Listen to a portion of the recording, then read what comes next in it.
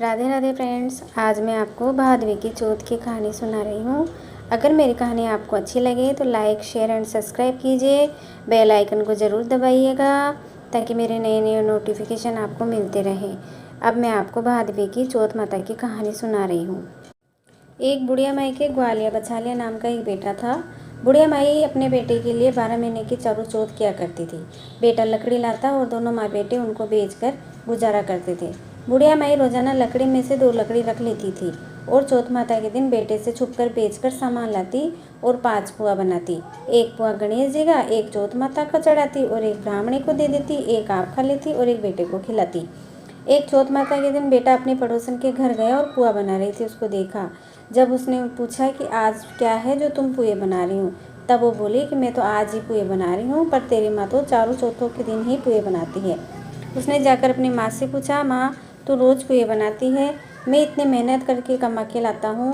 बुढ़िया माई बोली, मैं तो चौथ माता का व्रत करती हूँ। वो बोला कि तू मुझे रख ले या चौथ माता को ही रख ले।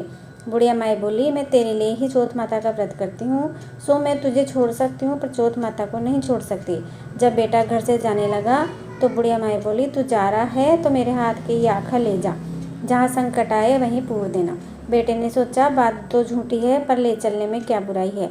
चलने लगा तो थोड़ी दूर जाकर पहुँचा तो देखा कि खून की नदी बह रही है। वहीं से रास्ता उसको कहीं मिल ही नहीं रहा, तो आंखें पूर कर बोला, हे चौथ माता, अगर तू सच्ची है तो रास्ता हो जाए।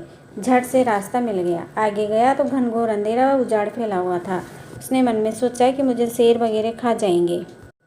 वो माता को याद किया और आँखा पूर कर बोला, हे चौथ माता, मुझे रास्ता मिल जाए। जल्दी से उसको रास्ता मिल गया। आगे चला।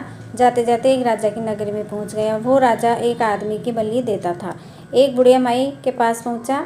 बुढ़िया माई रोती जा रही थी और पुए बनाती जा रही थी। वो बोला, हे बुढ़िया माई, तू क्यों रो रही है?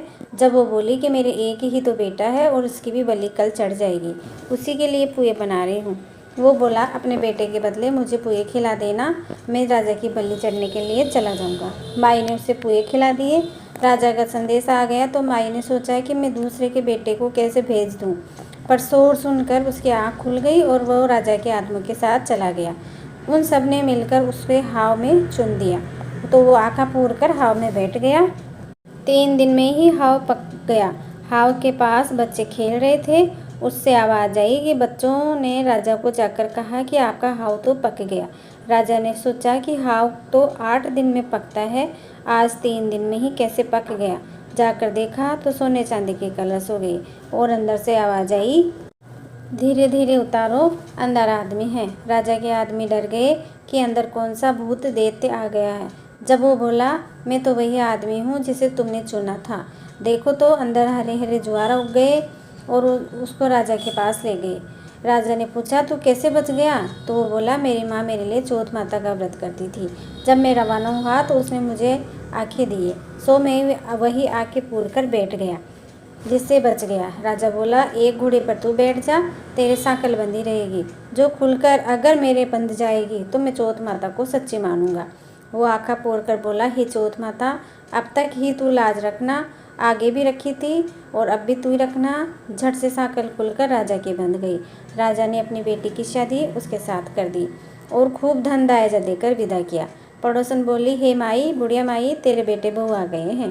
छत पर चढ़कर देखा तो सचमुच में बेटे और बहू आ रहे हैं।